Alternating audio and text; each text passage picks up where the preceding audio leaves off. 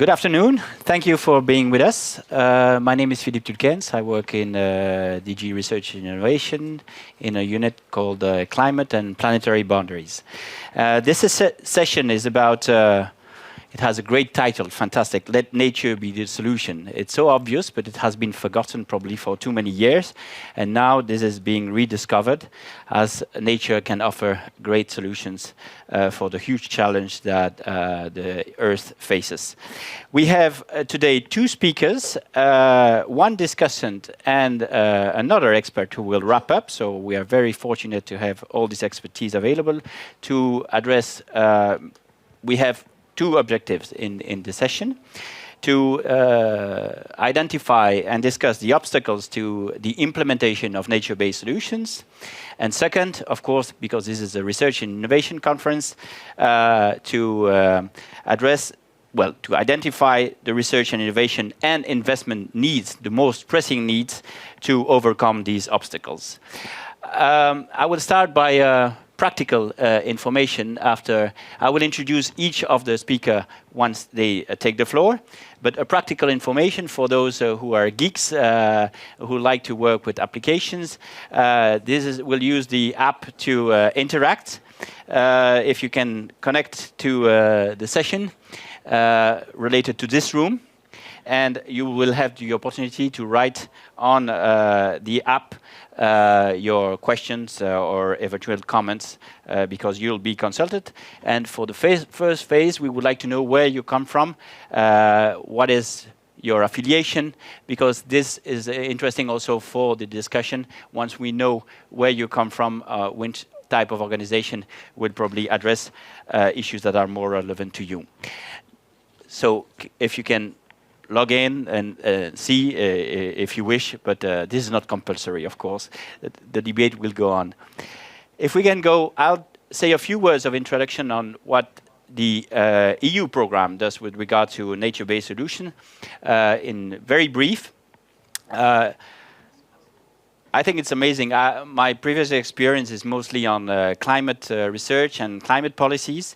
And now I started since a few months also dealing with biodiversity, nature-based solution. And it's amazing the change that occurred in the last few years, where nature-based solutions are now really recognized by the main scientific bodies, but also institutions, as real solutions that can be implemented, are worth investing in to tackle the challenge. The IPCC, of course, recognized the power of nature-based solution, IPBES as well, but at the UN level, this is clearly recognized. Next slide, please. There's a recent publication I would like to, by the Commission, that I would like to give a little publicity to, because it's very brave today to publish EU-Brazil sector dialogue on nature-based solutions. You can download it.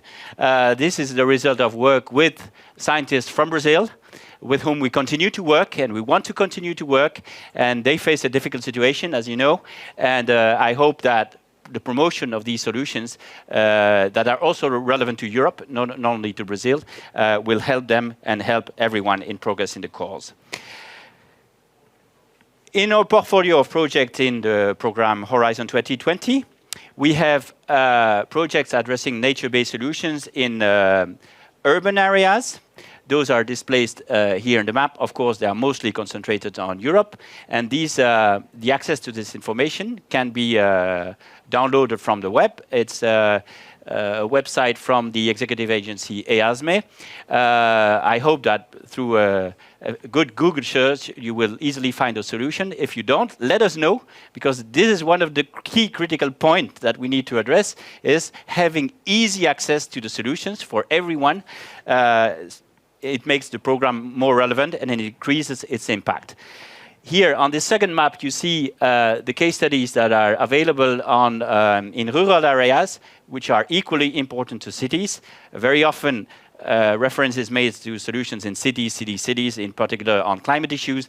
The rural area should not be forgotten at all, and they are particularly relevant, of course, to address biodiversity concerns. Here, in the context of this conference, I should remind you that the consultation on the priorities for Horizon Europe is ongoing. It has been extended to the 4th of October. So if you feel that you have not been sufficiently heard in the context of this conference, please go online and voice your comments. They will be carefully considered, and we hope that the priorities will converge. It will help the EU, but also the member states in knowing where the EU program should mostly invest on. I would like to also refer to the platform called OPLA, which propose a number of nature-based solutions that have been carefully drafted to be really relevant to users, for investments, public, private investors, and your feedback on what you think about those cases, whether they can make a difference, whether the information provided is relevant. Let us know. We always seek to improve the type of information that is provided and therefore increase the impact of our programs.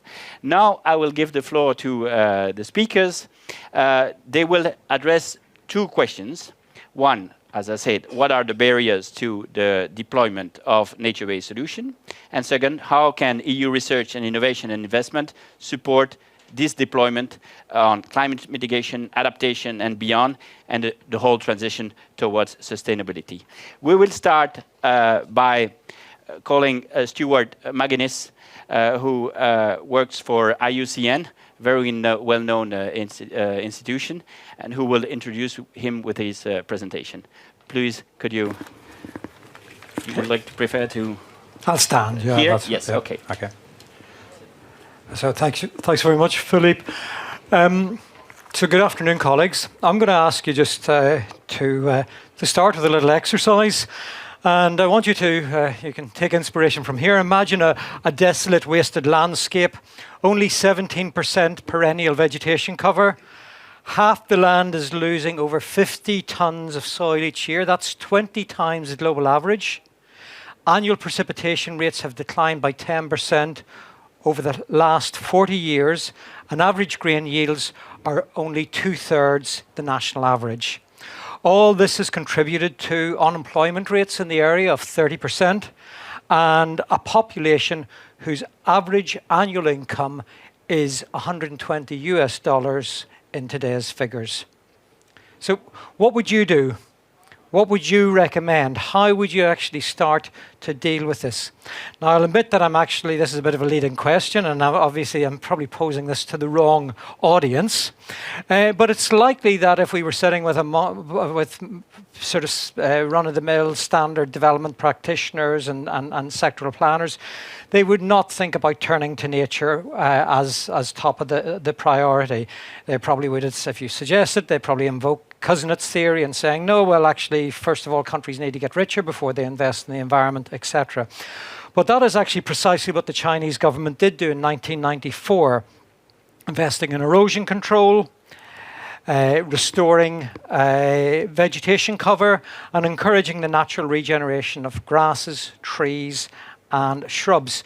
In 10 years, these nature-based solutions raised household incomes by 300%, lifted 2.5 million people out of poverty, and increased local employment rates by 24%. These are World Bank figures, I should hasten to add.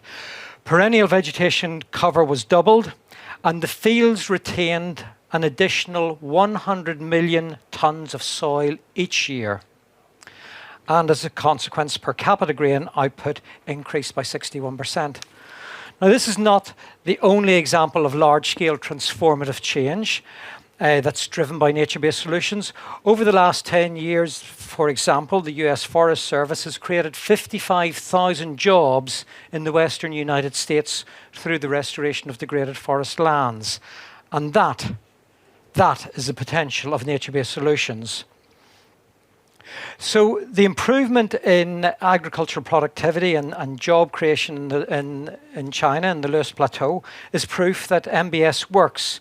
But it also raises a very interesting question. Why, after 25 years, are there not more examples that are equally successful of landscape restoration, or sorry, I beg your pardon, of nature-based solutions, using whatever approach, that are actually delivering at that sort of transformative large scale.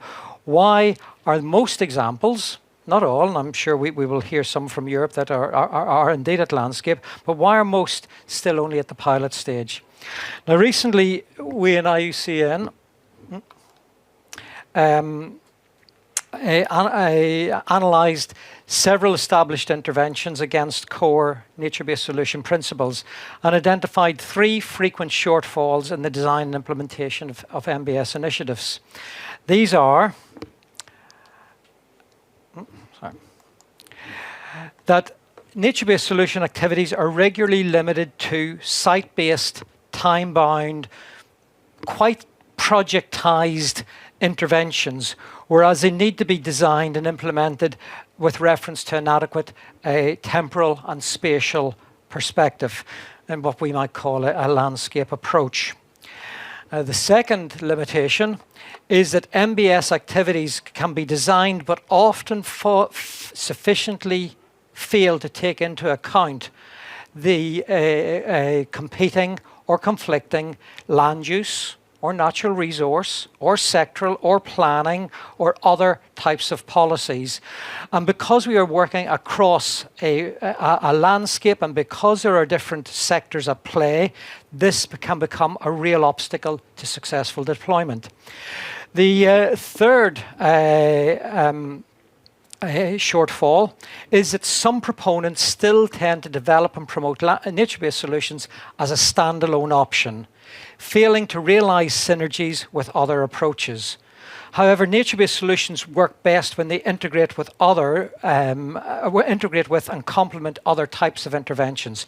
For example, a nature-based solution that focuses, let's say, on improving food security by working through improved land management will be more effective and will be strengthened if it is complemented with, for example, interventions that promote the uptake of crop insurance among small farmers. So really bringing not only green and grey, but policy, and bringing these solutions together, that's where the strength of nature-based solutions can lie. When my IUCN colleagues and myself began framing the concept of nature-based solutions over 20 years ago, it was based on our previous experience, which was ostensibly in tropical countries and focusing primarily on problem solving within the context of rural development. It's therefore not surprising that many of the first generation MBS pilots derive from Africa, Asia and Latin America. Yet, and again, as you're all testimony to, it would be completely erroneous to characterize MBS as low-cost solutions for so-called developing country problems. And I think actually, Philippe, the slide you showed of just what Horizon 2020 has done over the last several years is testimony to that. And as you highlighted, some of the most promising applications actually do lie within OECD urban contexts. While the urban land coverage is less than 3%, the city footprint extends way beyond that. With proper planning and management and effective mainstreaming and collaboration across sectoral departments, cities can retain substantial components of biodiversity while contributing to reducing risk from extreme weather events, for example, that will become more common with climate change.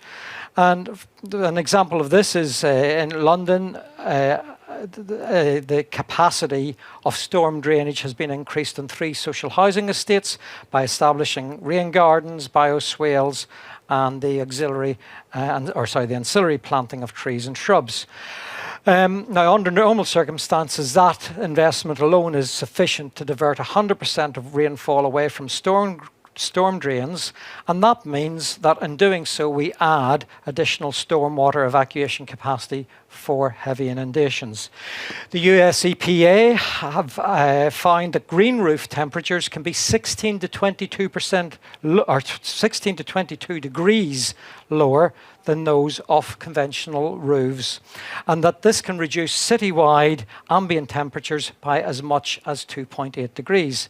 Vertical greenery plays a critical role not only in cooling buildings and thereby reducing the need for energy-intensive air conditioning, but also provides habitats for birds and actually expands the perception of recreational space across the cityscape.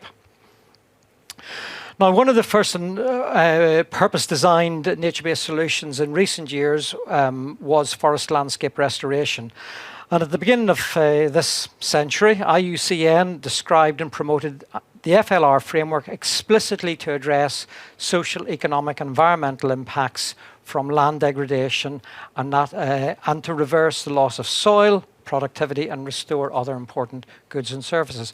From the outset, even before the emergence of the MBS framework as we understand now, a central purpose of forest landscape restoration was to contribute to the MDGs and then subsequently the SDGs. In 2011, the Bond Challenge was established to help amplify the global potential for forest landscape restoration, as well as to support local restoration processes.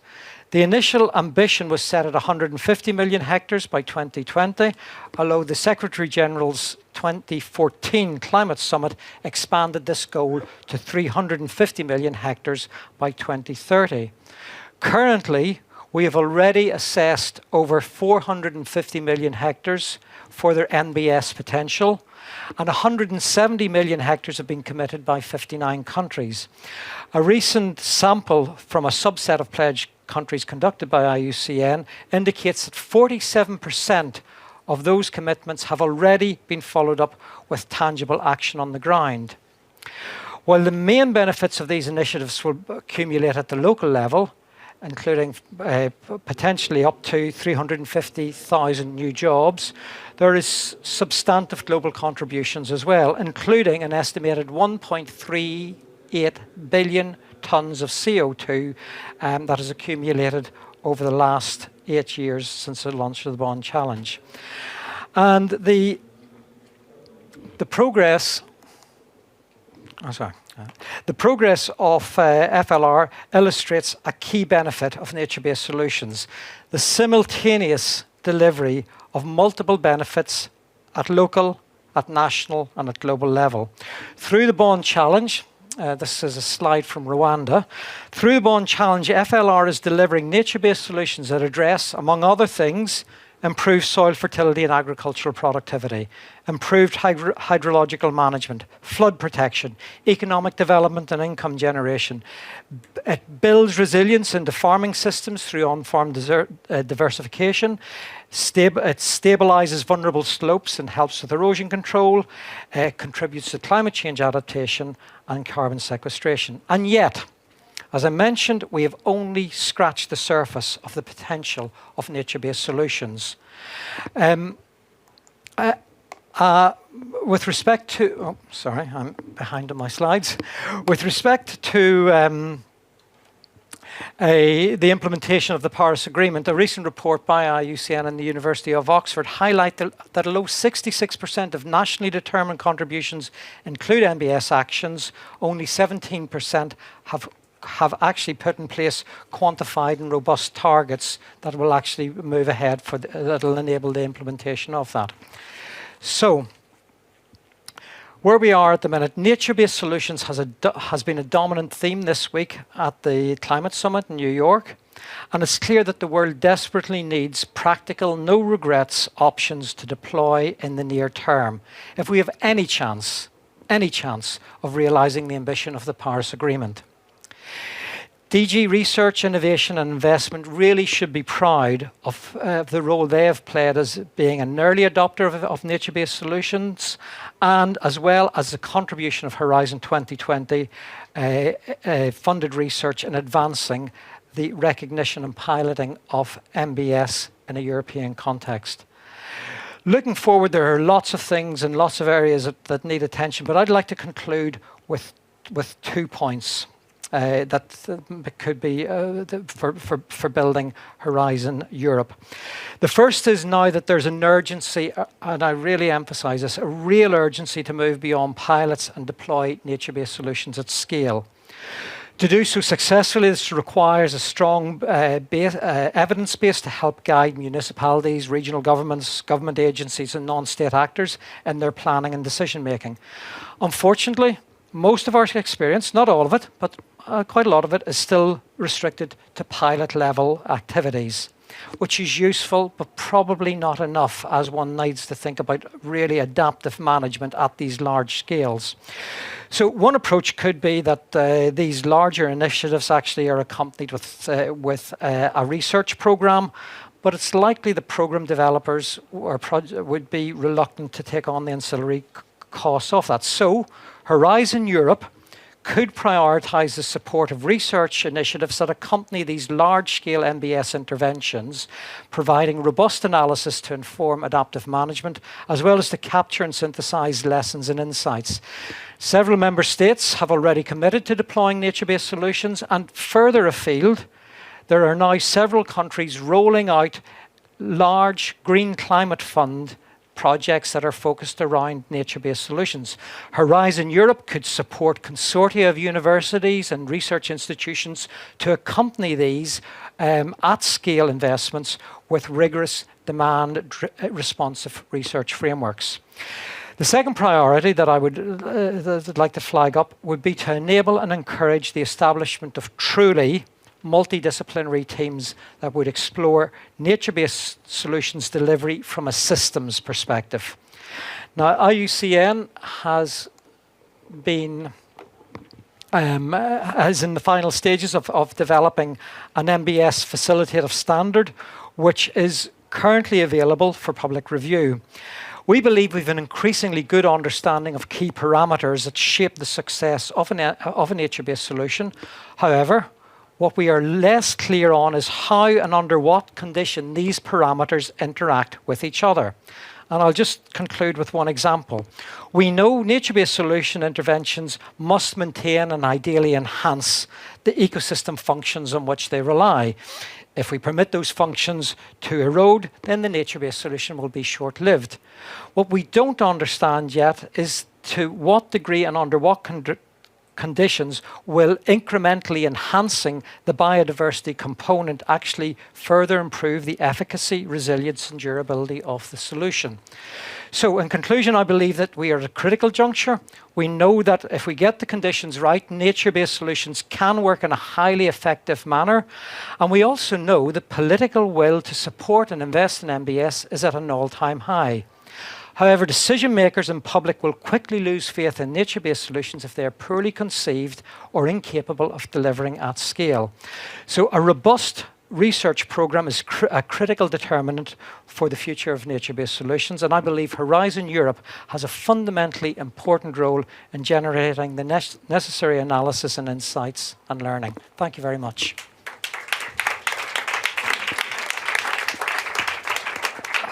Thank you very much, Stuart. This was very clear, and thank you for your nice words on the European program. We didn't ask you to do that. Just to expand, with regard to replication and going beyond pilots, you have heard probably about the missions in Horizon Europe. This is a unique opportunity as well, and it's been being repeated in several places. Missions are not about conducting research, but really implementing, testing at a much wider scale than just the pilot solutions. And those need to be really ready and well presented, just as you concluded. To give you an example, you may know that climate is now the top priority for the President-elect of the Commission. She announced a climate pact. She announced a Green Deal. So these policy proposals are being prepared. And in our department, we were asked to provide ideas for the Green Deal in 48 hours. So we need to have really solutions that are credible, workable, and that are ready off the shelf so it can enter into the policy process. And if the proposals are not just ready on time, we miss the train. And that, I think now nature-based solutions have reached a level of maturity that is compatible with these requirements from the policy process. And it's a great moment for them, I would say. Let's continue with another very distinguished speaker, Karen Sudmeyer from UNEP. She's senior advisor at UNEP in the disaster risk reduction entity, if I'm correct. Please, take the floor.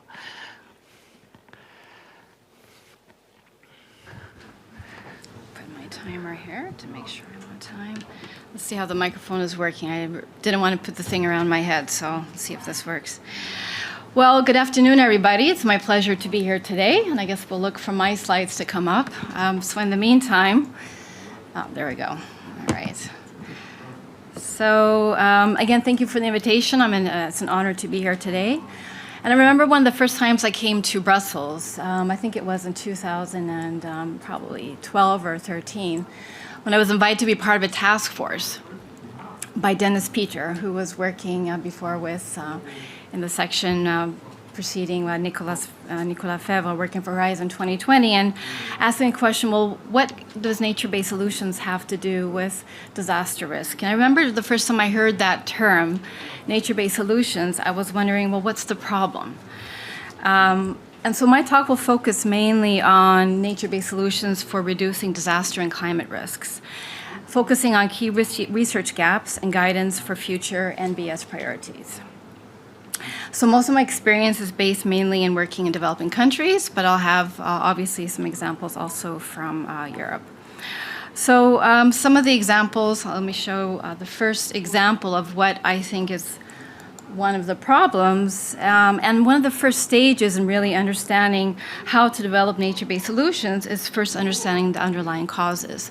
So what we have here is an example from Eastern Nepal, where I was doing my PhD. And working with some of my students. And my students pointed out, and they said, you know, Karen, look what happened over 5 years. The riverbed was populated by about 200 households. So we interviewed some of these households. And we found out that many of them had moved down from the hillsides because they were affected by landslides. And they felt safer here. And they thought, well, we have access to jobs and to education for our children. So when we look at underlying causes of disaster risk, we may say that climate change, yes, it's a fact. And climate change may cause an extreme event that may wipe out this population here. But is the underlying cause climate change? No, it's how we manage our environment and how we mismanage our environment. But we have similar examples from Europe, a very similar example. Very strangely, this place is called La Faute-sur-Mer, and for any of you who are bilingual, it means the mistake upon sea. This area was affected by Hurricane Cynthia in 2013, I believe, which caused a lot of destruction. So we see similar examples from Europe. So as part of my work in working with IUCN, with our friends at IUCN, I was managing a project in Nepal. It was a pilot project. And there also we studied the root cause of landslides. We found that 40% of all landslides are actually caused by roads.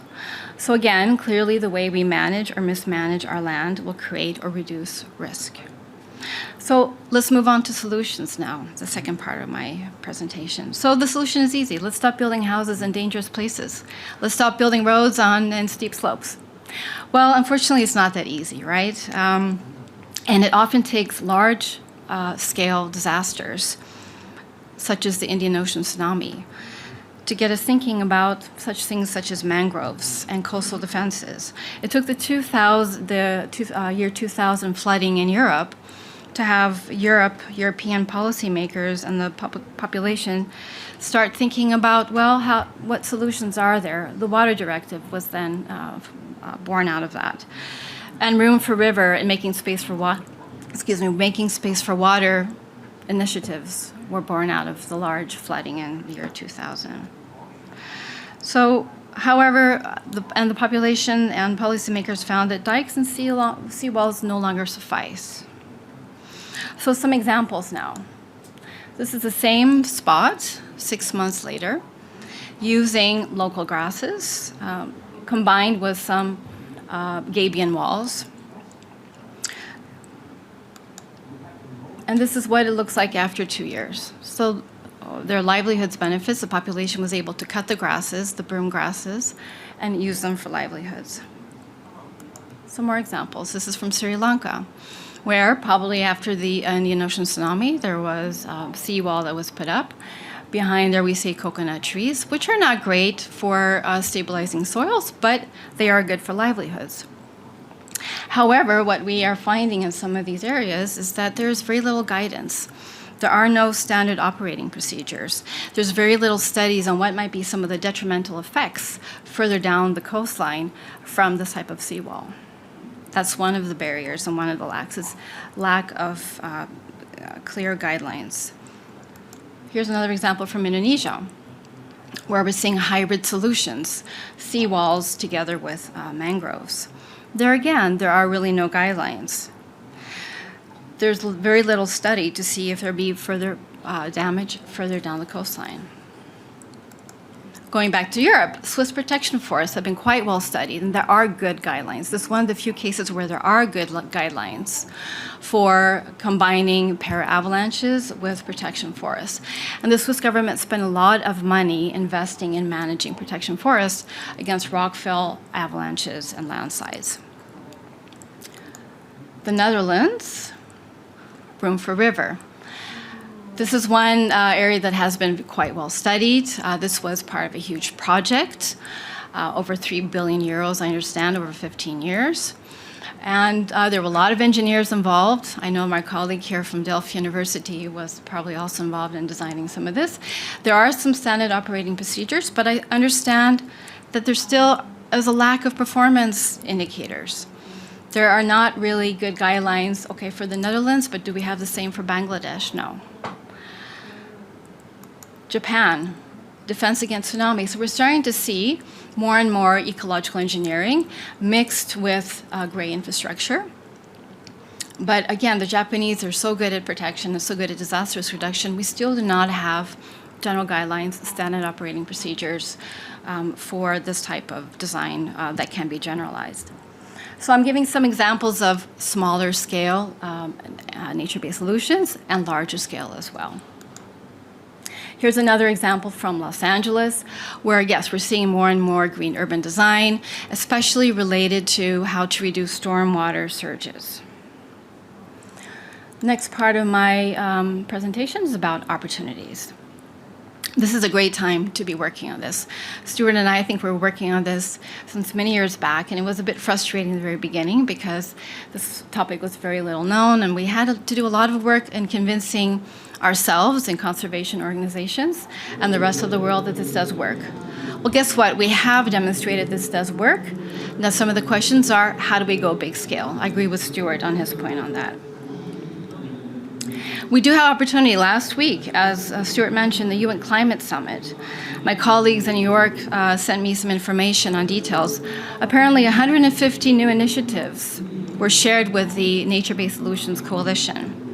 40 countries have responded to a call from China and from New Zealand to increase nature-based solution support. That's about a third of the world's population. Okay, so the interest is there. We need answers. What are we going to do? We have some opportunity with some of the global framework agreements, international framework agreements, the Sendai framework, the Convention on Biological Diversity, the Sustainable Development Goals. And we know also that the EU focus in 2021 will be on biodiversity and climate change adaptation. Now, the problem is that the devil is in the detail. The Sendai framework, we were very, I would say, proud that after the negotiations together with IUCN and others, ecosystems were very prominently featured. Then we went home, and 3 years later, we realized there's hardly any mention in the Sendai Monitor on green infrastructure. It's mentioned as a footnote under economic losses and under critical infrastructure losses. It's not mentioned anywhere in Target E, which is the most important one, which is national strategies for disaster risk reduction. This is a problem. and a missed opportunity. And one of the questions, and I think one of the barriers that I would like to highlight for further research. So, some of the questions that we are addressing at UNAP. This was the first phase project that we had with the EC, and I'd like to take this opportunity to thank our donors for having funded us. And we now have a second phase, which is all about upscaling. So we are doing some concrete measures in terms of developing models for upscaling. One of the examples is working with the Rural Employment Guaranteed Scheme in India, which obviously has a huge population. We're starting in Kerala to develop models for developing ecosystem-based disaster risk reduction modules that we will upscale, hopefully then to the rest of the country. So we're looking specifically at how to create models for upscaling through this project. I'd like to talk about also some research gaps. This is some research that we're undertaking right now. I have been working with a consortium of about 25 researchers, 11 research institutions around the world to do a global literature review, which is currently under review, where we're looking at different types of ecosystems and the extent to which they provide qualitative and robust evidence for their role in reducing disaster risk. So some of our preliminary findings are that most of the studies, not surprisingly, are conducted in Europe and North America. Most of them are conducted in urban areas. Secondly, after that come mountains and forest vegetation or landslides. So I'll just give you just a brief look into the fact that our preliminary findings show that the most robust evidence does not come from urban areas, only 26%, but is mainly related to forest on steep slopes and landslides. That's where we're finding most of the quantitative evidence.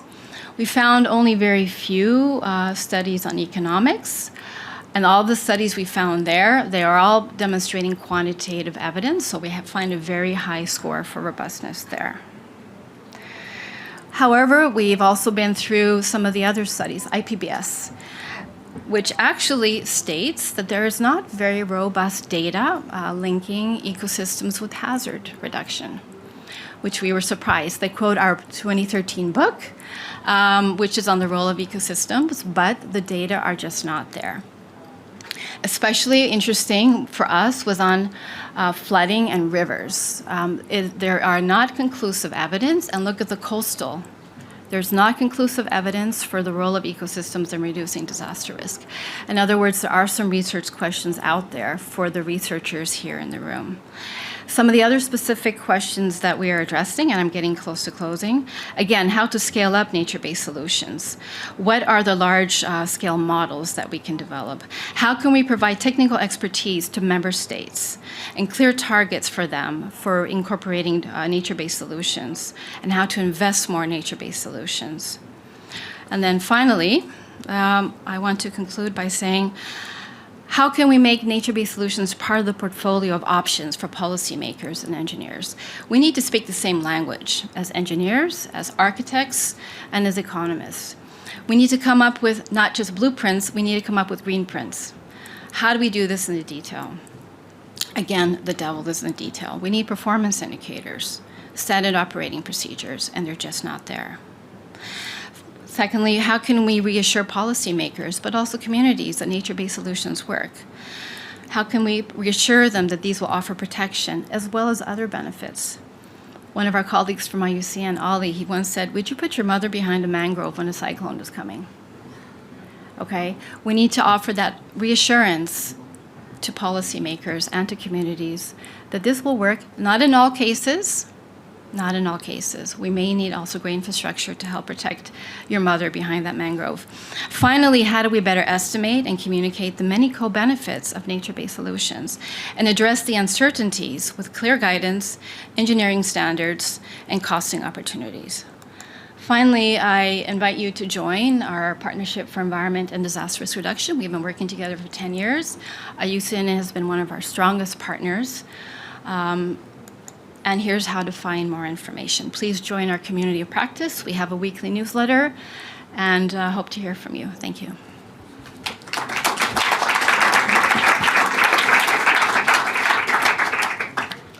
Thank you very much, Karen, for this very clear and structured presentation addressing the key questions that we have. Now I will propose you to have a little pause through Slido to the app. I don't know if there are many participants, but there should be a question, another question. That was the first one. By the way, I went so fast that I didn't look at the results, but now I see them. What is important to mainstream and upscale nature-based solutions? There are some proposals. You can vote and reflect. Do it fast so we can see, and then we'll go through a second question once we have the results from the first question, and we'll be discussing those two questions also with our discussant.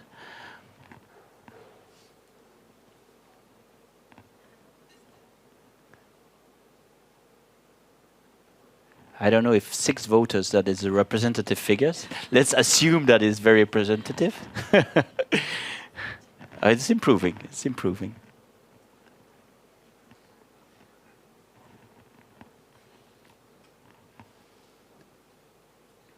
Okay, I think there's a clear leader here. Access to the evidence-based business cases, that's great, because it's exactly what I think. So we can go forward to the second question, and then we'll deal with our discussant as well. But it's clear that for this one, there is a clear trend. Second question.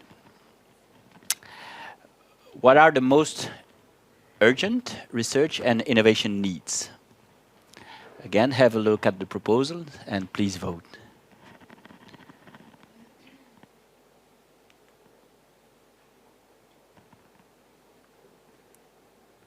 We are on schedule, so can be relaxed. Take the time to vote.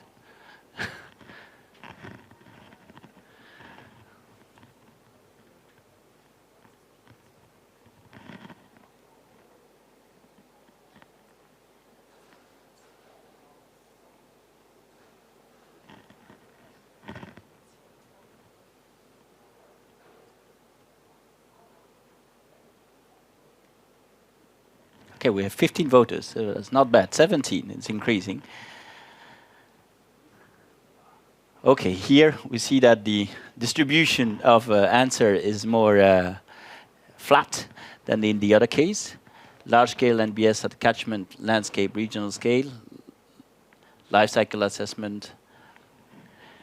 Zoran, did you have the time to take note of the views? Because now we'll ask for your views.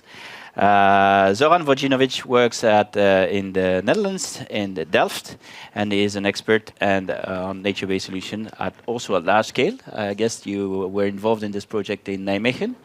In Reconnect. And also now you're working in Reconnect on an EU-funded project.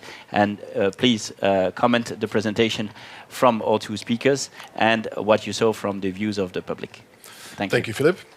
Yes, to bring the view from someone who is currently busy with implementing some of these nature-based solutions and the Reconnect project.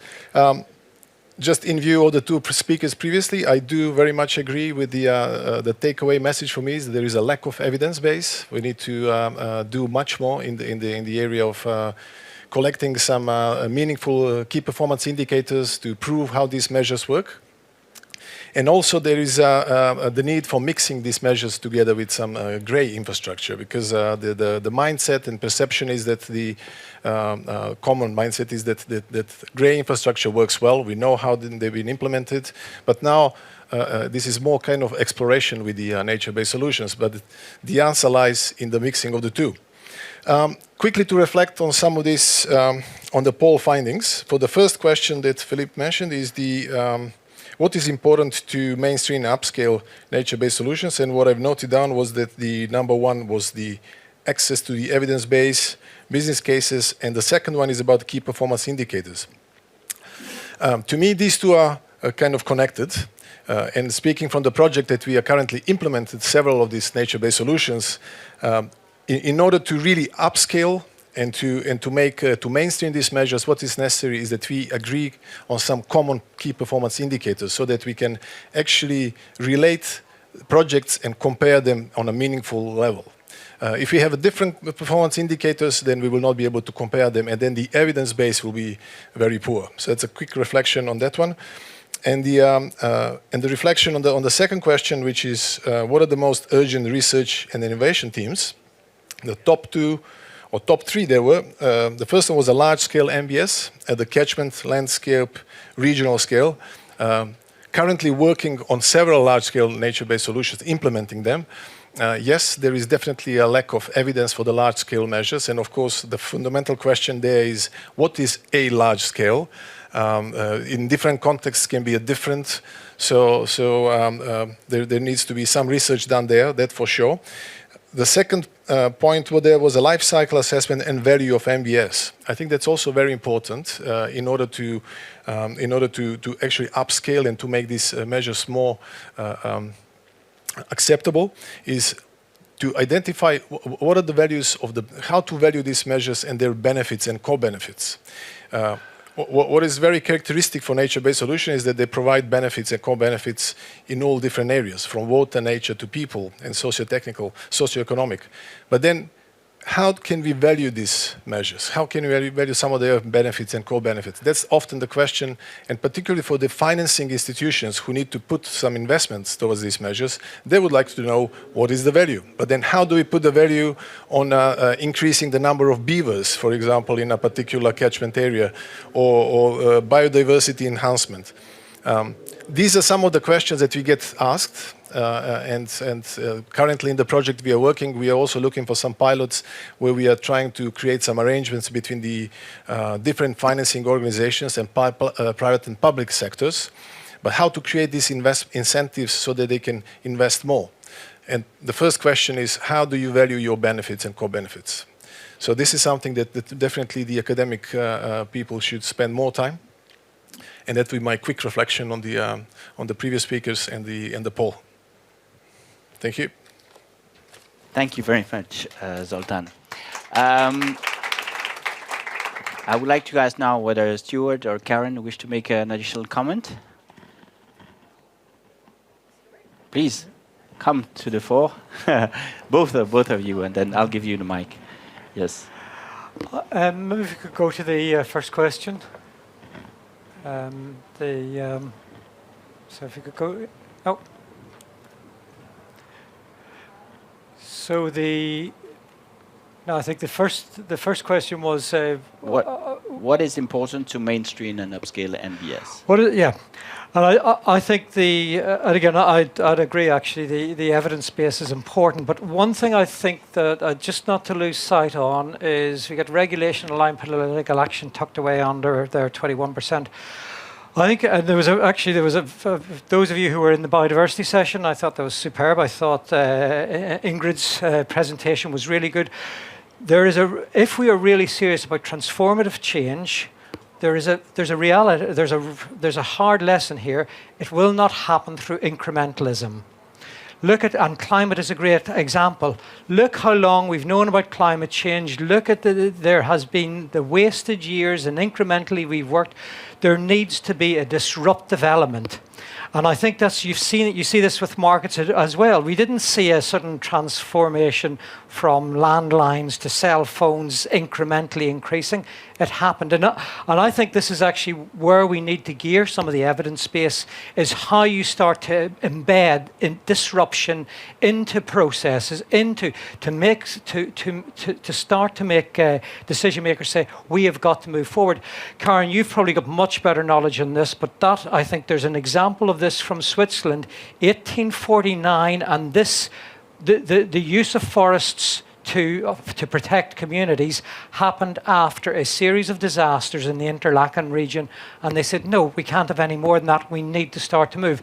So I think actually really if we are committed to transformative change, then we need to actually accept the fact that there needs to be disruption, and that has got a real role for all the researchers here, because that is about the evidence base that we can then actually start to provide to start to fuel that disruption.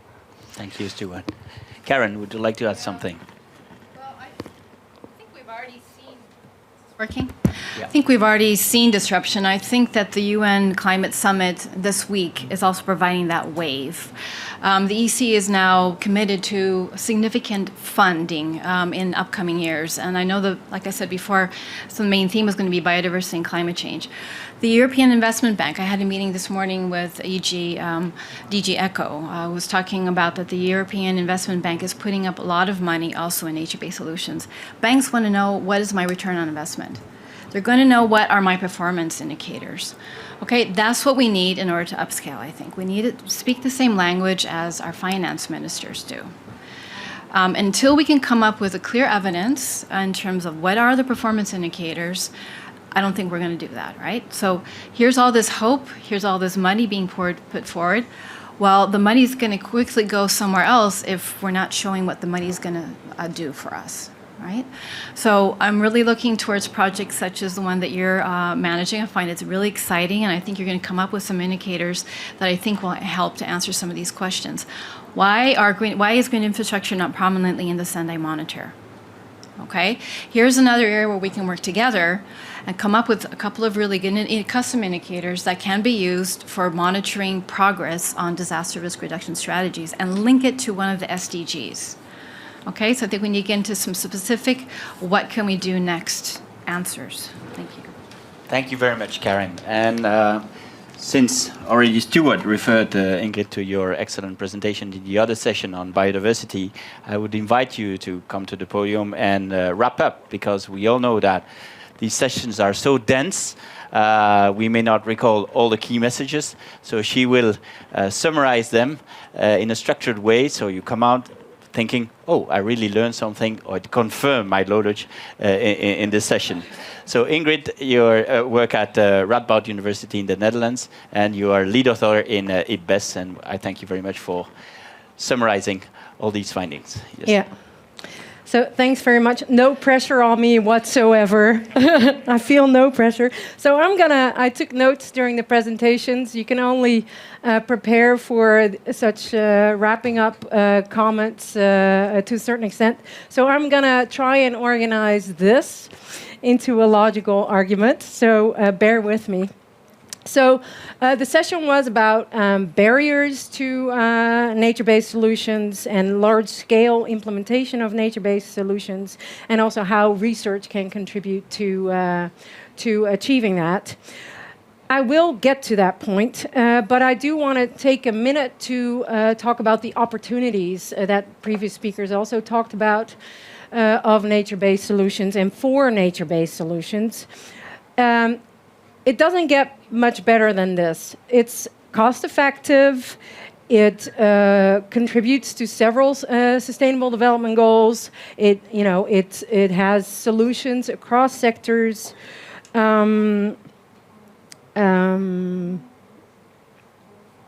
Yeah, and that's also acknowledged by the IPBES Global Assessment that I contributed to.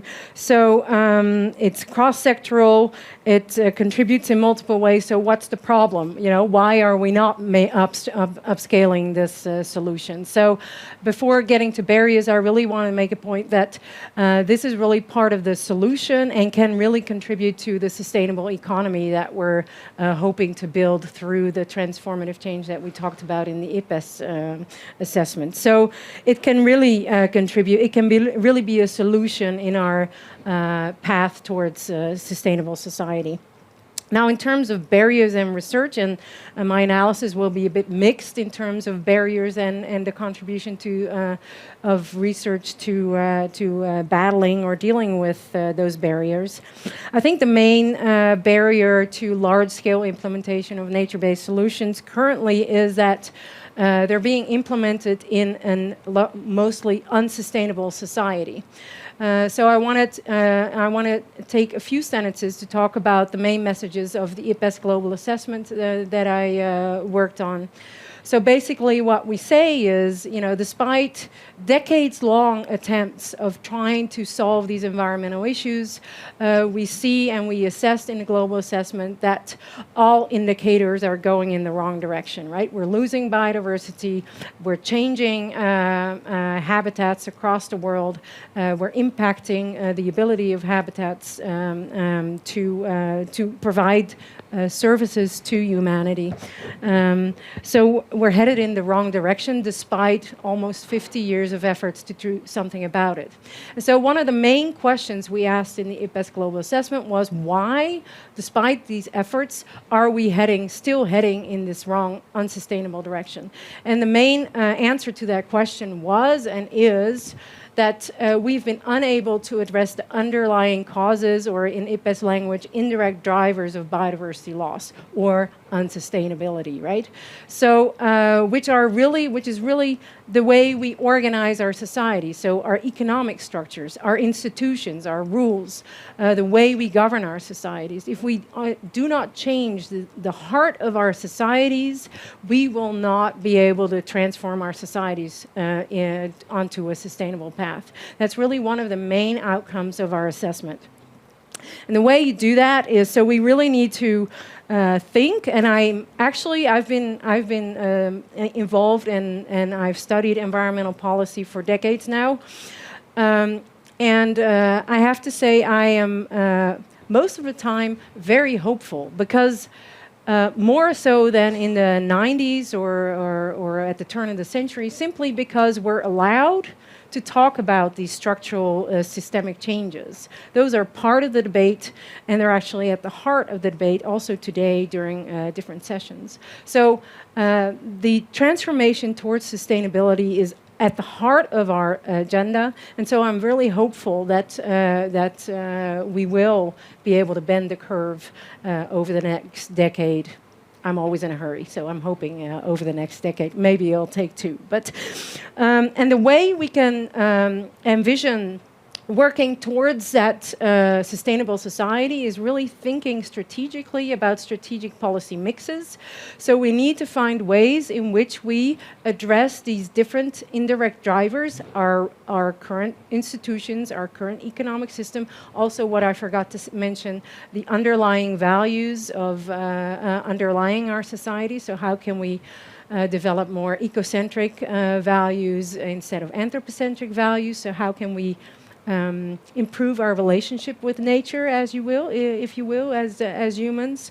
So how can we address those different indirect drivers? Well, you do it by smart policy mixes. So we need everyone on board. We need governments, companies, civil society groups, and individual citizens to together start contributing to that change. And only if we think about how different actors can together start addressing these different indirect drivers simultaneously, we can enable transformative change and we can accelerate it. So in that context, sorry I gave you a brief lecture on on transformative change there, but in that context, the question is, what are the barriers for large-scale implementation of nature-based solutions? Well, this current context, we're stuck in this unsustainable context where nature-based solutions are not seen as or recognized as a cost-effective solution because we're stuck in this unsustainable system. So in the short term, the question of large-scale implementation of nature-based solution is contributing to addressing these indirect drivers, so contributing to the transformation towards sustainability, while in the long term, once you've enable these underlying drivers to support a sustainable economy. Once we're in a sustainable economy where nature-based solutions are recognized as part of the sustainable economy, it will almost go automatically. I'm a very positive person.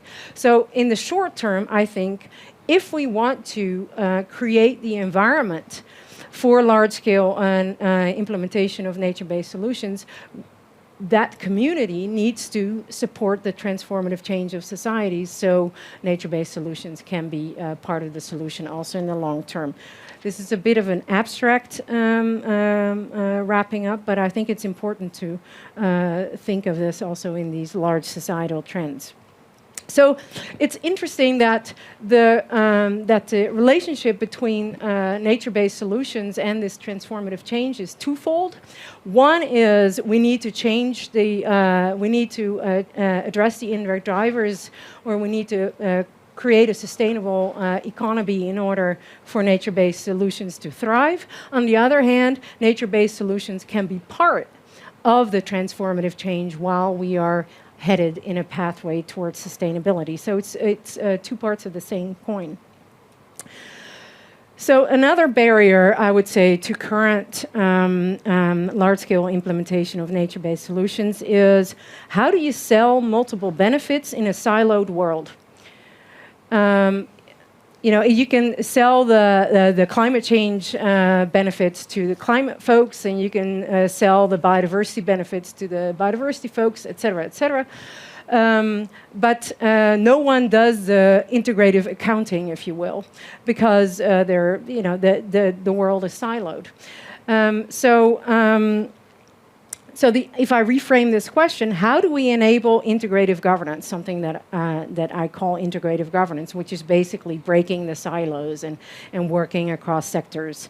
I think one step, and this is part of the research solution, one step is to first better understand why the silos are there. So you're looking at a political scientist, so better understanding the underlying causes, if you will, of why ministries don't talk to each other, or different departments at the local level don't talk to each other, or different companies in different sectors of society don't talk to each other. Why are these silos there? And if we better understand why the silos are there, we can actually start breaking the silos. We've talked about these silos for as long as I can remember, and it's very difficult to do something about them. And I think what we're forgetting is doing the analysis of trying to find, which trigger or which trigger we can best use to try and break those silos. And I think nature-based solutions can really be part of breaking the silos. Oh, don't tell me I have to stop.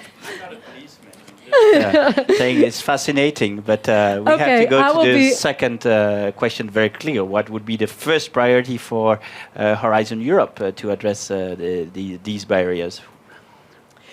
I would like to, I think how to enable integrative governance, but also how can we connect nature-based solutions to other solutions? So maybe in a context of landscape governance, where you see agricultural activities, conservation activities, and nature-based solutions, which are part of agriculture, But so you have different activities, different interests, and if we look at it from a landscape governance approach, I think we can enable large-scale nature-based solutions implementation. So looking at the connection again of other land uses and trying to understand how they can together provide sustainable landscapes.